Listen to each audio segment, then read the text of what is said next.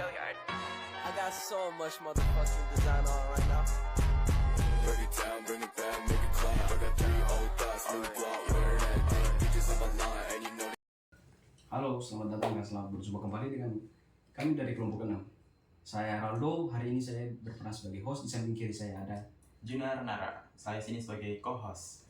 Oke, jadi kami berdua hari ini mengundang 4 orang narasumber yang dimana kami akan membahas tentang Pranata Internasional menurut Hukum Perdata Internasional. Jadi waktu dan kesempatan saya akan berikan kepada para narasumber untuk memperkenalkan dirinya masing-masing. Silakan. Halo semuanya, perkenalkan nama saya Naswa Adriani. Halo, perkenalkan nama saya Teresia Mamila Madopeng. Dan saya Castor Morelio Talo. Dan saya Ivan Kisu. Oke, halo dan selamat berjumpa kembali dengan kami para narasumber. Apa kabar di hari ini? Baik. Lumayan sehat, luar biasa. Jadi apakah ada perkembangan yang ingin disampaikan para narasumber berkaitan, mungkin kita kan saat ini sedang menjalani masa-masa di mana kita akan memilih calon pemimpin negara yang baru. Dan ada sedikit kita menyinggung dari situ lah, sedikit dulu.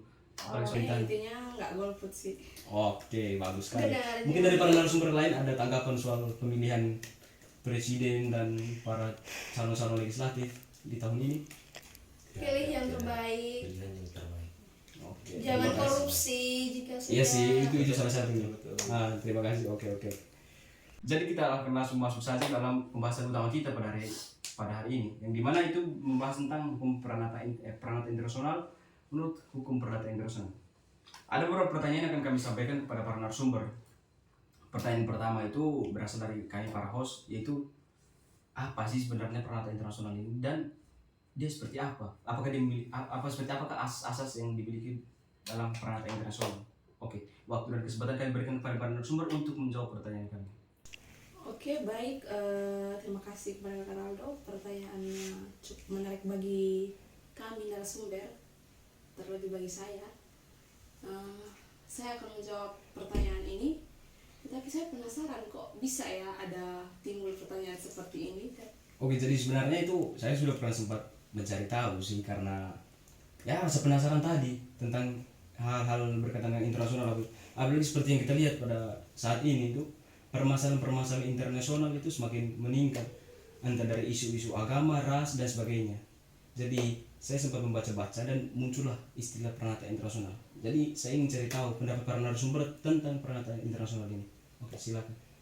Oke, baik, saya akan menjawab. Jadi pranata di dalam hukum perdata internasional itu mengatur tentang hubungan subjek hukum antar negara tersebut. Dalam hal ini ada mengenai perjanjian, terus ada pertentangan hukum, kemudian juga ada penyelesaian sengketa antar mereka. Kemudian fungsi dari pranata ini juga sebagai kerangka kerja global dalam memfasilitasi interaksi hukum antar negara tersebut. Oke, mungkin ada tambahan mungkin tentang asasnya itu seperti apa sih sebenarnya asas-asas yang terkandung dalam hukum pranata internasional. Mungkin para narasumber bisa memberikan jawaban berkait asas-asas tersebut. Baik, saya akan menambahkan tentang asas-asas yang ada dalam pranata hukum perdata internasional. Dia meliputi 3 bagian, yaitu yang prinsip daerah kedaulatan hukum. Prinsip daerah kedaulatan hukum itu terdiri dari setiap negara memiliki hak dan kewarganegaraan untuk membuat hukumnya sendiri yang berlaku di wilayahnya. Yang kedua adalah asas kesetaraan dan non-diskriminasi. Prinsip ini menjamin perlakuan yang sama dalam hukum perdata internasional tanpa membedakan negara asal, individu atau entitas hukum. Yang ketiga, asas harmoni dan kebebasan kontrak. Hukum perdata internasional secara umum mempromosikan keterlibatan harmonis dan kesepakatan sukarela antar pihak yang terlibat. Baik, terima kasih atas jawaban dari saudara Teresia dan Talo. Di sini saya ingin menyimpulkan jawaban dari saudari Teresia bahwa pranata internasional itu membahas tentang subjek hukum antar negara dari permasalahan ataupun sengketa dan perjanjian antar negara tersebut. Apakah seperti itu? Iya, betul. Di sini saya akan coba bertanya lagi. Saya ingin menggali lagi lebih dalam bagaimana implementasi pranata HPI di Indonesia sendiri. Bagaimana bagi para narasumber? Baik.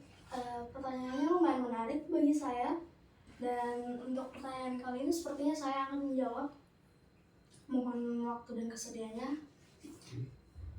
Implementasi Pranata menurut hukum perdata internasional di Indonesia telah menerapkan Pranata hukum perdata internasional melalui berbagai undang-undang dan kebijakan nasional. Hal ini dilakukan untuk memastikan konsistensi dan kepastian hukum dalam hubungan dengan negara-negara lain. Baik, terima kasih. Itu saja. Oke, sangat bagus sekali. Terima kasih untuk jawabannya dari Kakak Naswa. Jadi kalau dapat saya simpulkan sebenarnya bahwa ini implementasi Pranata internasional berdasarkan hukum perdata internasional di Indonesia saat ini masih cukup berkembang dengan baik karena seiring dengan perkembangan hubungan diplomasi antar kedua negara. Bisa dikatakan seperti itu ya para narasumber? Iya, seperti itu. Oke, terima kasih. Jadi kita akan masuk ke beberapa pertanyaan yang ini berasal dari masyarakat, karena pada saat ini kan seperti yang kita ketahui bahwa permasalahan di luar antar negara itu cukup pesat. Jadi ada beberapa pertanyaan yang diutarakan dan paling banyak disampaikan oleh dari masyarakat. Yang pertama itu salah satunya ialah seperti apa sih pengaruh kebijakan luar negeri terhadap pernyataan internasional. Mungkin para narasumber bisa memberikan contoh pernyataan internasional menurut para narasumber berdasarkan negara mana mungkin, atau mungkin dari negara Indonesia kita sendiri. Silakan. Jadi kali ini saya akan menjelaskannya secara umum, yaitu kebijakan luar negeri suatu negara dapat mempengaruhi pernyataan hukum perdata internasional melalui kerjasama bilateral, perjanjian multilateral, dan partisipasi organisasi internasional.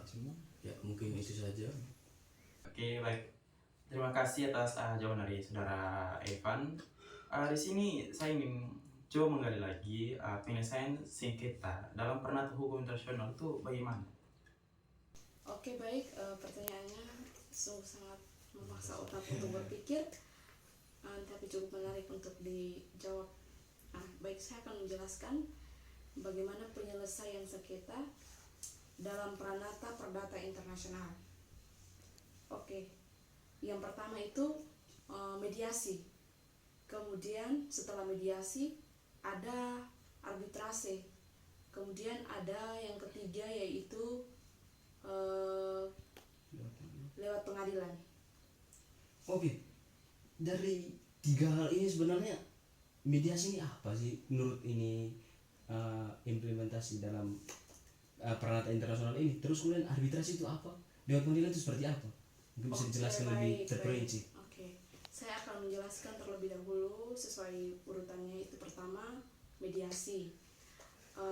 Mediasi ini di mana kedua belah pihak melibatkan satu mediator sebagai mediasi dalam mencapai kesepakatan bersama.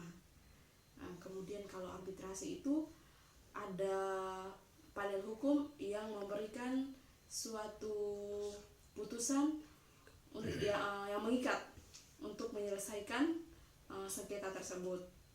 Yang kemudian yang ketiga yaitu lewat pengadilan, di mana ketika kedua negara ini tidak bisa menyelesaikannya lewat jalur mediasi dan jalur arbitrase, maka jalan terakhir mereka harus melewati pengadilan atau memberi gugatan kepada pengadilan.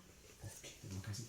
Jadi jawaban dari para narasumber sudah menjelaskan beberapa cara menyelesaikan ini permasalahan sengketa yang terjadi dalam implementasi pernyataan internasional. Ada satu hal yang tadi ingin saya kutip yang membuat saya penasaran, yang dikatakan di mana itu menggunakan mediator. Nah, ingin saya tanyakan itu, mediator ini apakah menggunakan salah satu negara, memanggil mediator dari kedua belah pihak yang bersengketa, atau mediator dari negara ketiga yang tidak bersengketa sama sekali atau dalam posisi netral? Mungkin bisa dijelaskan. Jadi oke, baik, pertanyaan ini perlu digali untuk menambah kita punya wawasan. Jadi ini mediator ini harus bersifat netral agar ketika dia memberikan keputusan itu tidak berpihak pada satu negara, sehingga tercapailah tujuan di mana sengketa itu terselesaikan. Oke, sahabat. Oke, terima kasih untuk pertanyaan dari narasumber kita yaitu Kakak Teresia. Jadi tadi dia sudah menjawab sedikit pertanyaan kecil saya berkaitan dengan mediator, yang dimana mediator tersebut akan memerlukan suatu negara yang dimana diposisikan sebagai negara yang netral. Jadi kita bisa mengetahui bahwa negara tersebut tidak memihak salah satu negara. Oke, Ya, terima kasih betul. untuk jawabannya. Mungkin ada pertanyaan lanjutan dari koko saya. Iya. Di sini ya jawaban dari saudara Teresia sangat menempatkan calon-calon esa ya guys ya. Ya baik, terima kasih. Jadi di sini saya ingin bertanya, dalam teknologi sekarang tuh banyak sekali tantangan. Jadi saya ingin bertanya, bagaimana tantangan dan peluang dalam peranata hukum perdata nasional di masa depan? Baik. Kepada narasumber saya persilakan. Adanya tantangan peranata hukum perdata internasional di masa depan. Ada 3 tantangan, yaitu yang pertama perubahan teknologi, peningkatan ketergantungan global, kekuatan ekonomi baru. Ya, perubahan teknologi itu terdiri dari kemajuan teknologi yang pesat membawa tantangan baru dalam mengatur sengketa dalam lingkup global. Yang kedua, peningkatan ketergantungan global. Peningkatan interaksi ekonomi dan politik antar negara membuka peluang untuk kolaborasi yang lebih besar dalam peranata hukum perdata internasional. Yang ketiga, kekuatan ekonomi baru. Dinamika kekuatan ekonomi global yang terus berubah menciptakan tantangan ada peluang baru dalam peranata hukum perdata internasional. Oke, terima kasih untuk jawaban dari para narasumber yang sudah menjawab beberapa pertanyaan dari kami para host serta pertanyaan dari para masyarakat berkaitan dengan peranata internasional. Jadi terima kasih untuk waktu dan kesempatannya. Terima kasih juga telah datang ke tempat kami untuk hadir dalam podcast kami pada hari ini. Sekian dari kelompok. Bring it down, make it clap. I got 3 old thoughts, new block.